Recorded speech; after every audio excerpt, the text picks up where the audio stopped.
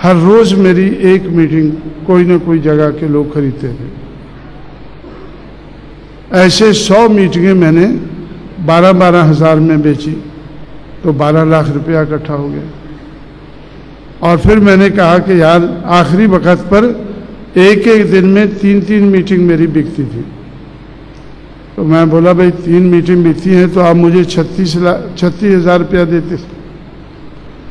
अब 36,000 तो मेरी, इसलिए मेरी मीटिंग आप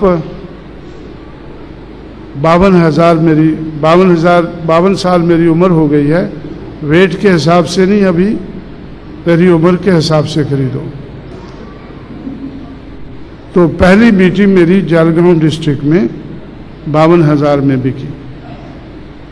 मैंने बोला कि 52,000 रुपया, 52,000 लोग सामने होने चाहिए और 3,000 लोग बाइसिकल पर आए। तो इस तरह से एक सोच बनाकर उसको बढ़ाना शुरू किया।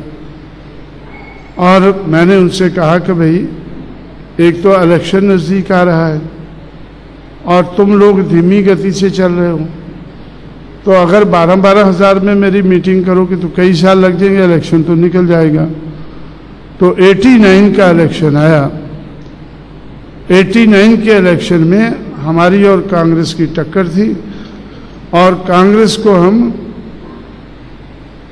जो हमेशा जीता करती थी, हर इलेक्शन जीता करती थी, तो मैंने इलाहाबाद में खुद खड़ा होकर कांग्रेस को हराया।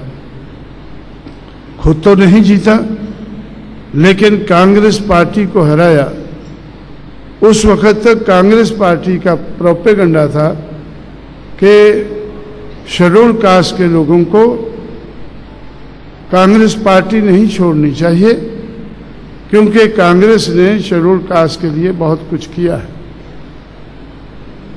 हम कहते थे कि कांग्रेस ने नहीं, ये फुले शाहू अम्बेडकर ने किया है, तो इसलिए इनकी लहर को हम बढ़ाना चाहते हैं, अपना के चलना चाहते हैं। तो जब कांग्रेस पार्टी को 92,000 वोट इलाहाबाद में पड़े और मुझे 86,000 पड़े, वीपी सिंह को 2,01,000 पड़े, तो उस वक़्त कांग्रेस हार गई। तो उसके बाद कांग्रेस ने प्रोपेगेंडा बदला कि ये लोग अब कांग्रेस को हराने लायक तो बन गए हैं लेकिन जीतेंगे कभी नहीं।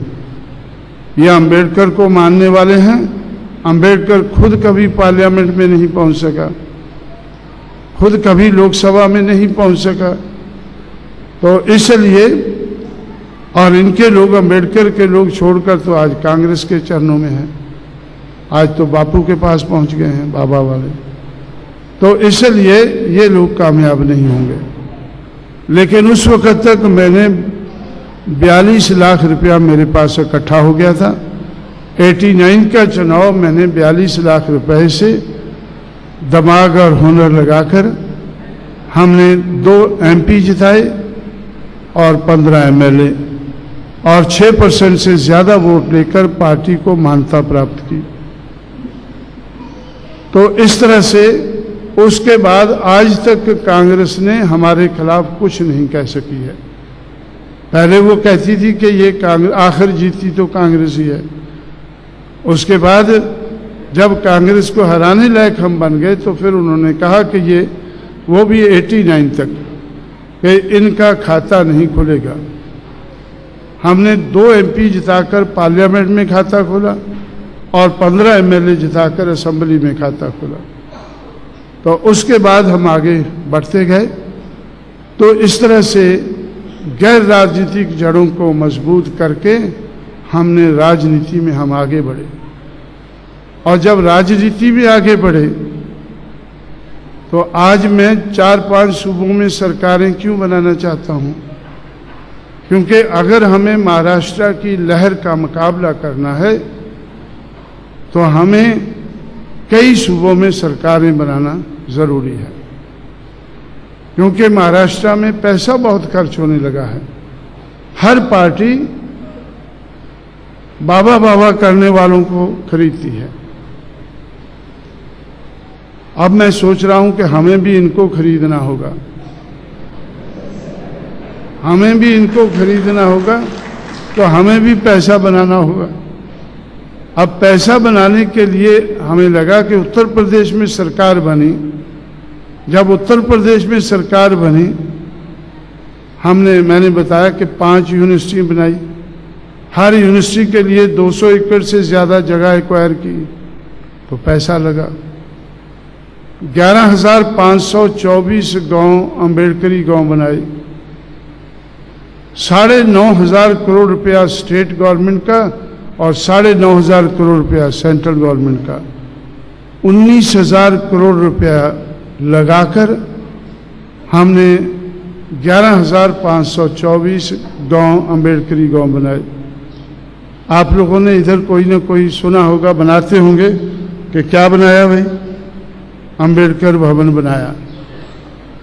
लेकिन जब उत्तर प्रदेश में हमारे हाथ में सरकार आ गई तो हम लोगों ने 11,524 अम्बेडकर भवन बनाए।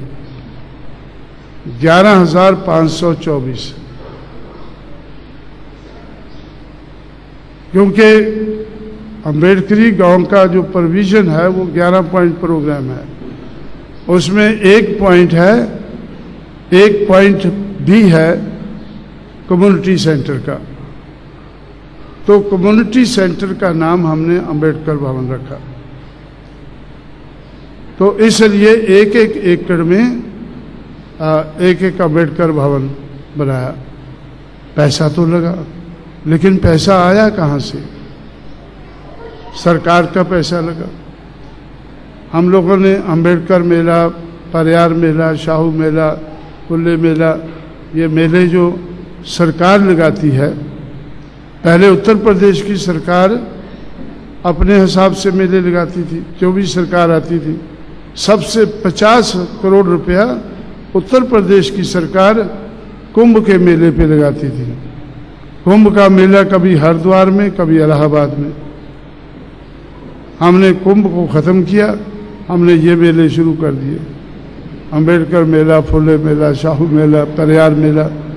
तो और परियार मेला से हमारी सरकार भी गिर गई, क्योंकि परियार उनको सबसे बुरा लगा।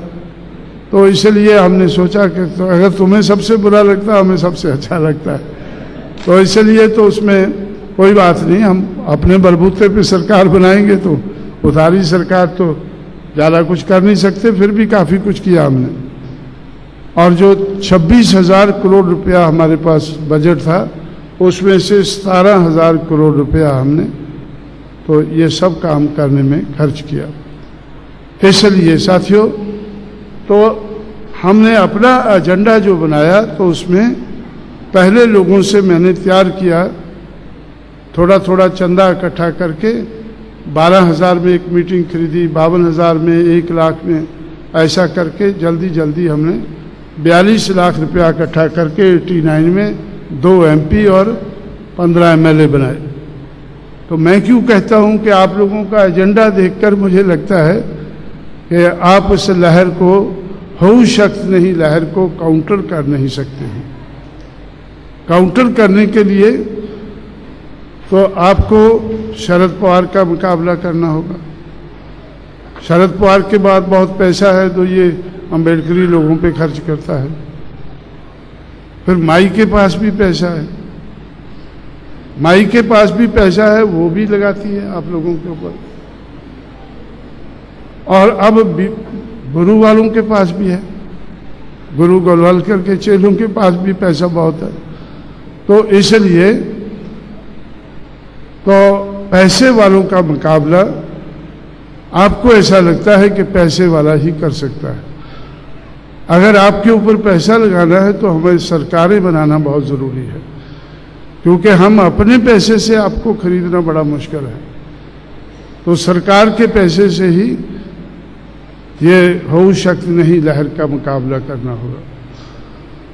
इसलिए साथियों, तो मैं, आप लोगों ने हमेशा मेरी मीटिंग लेते हैं कि अब हम, ये तो खुशी की बात है कि आप लोग तो समाज को अपने पैरों पर खड़ा करने की कोशिश कर रहे हैं। लेकिन कुछ काम अगर जल्दी करने हैं तो उसके लिए वैसे रास्ते ढूंढने होते हैं।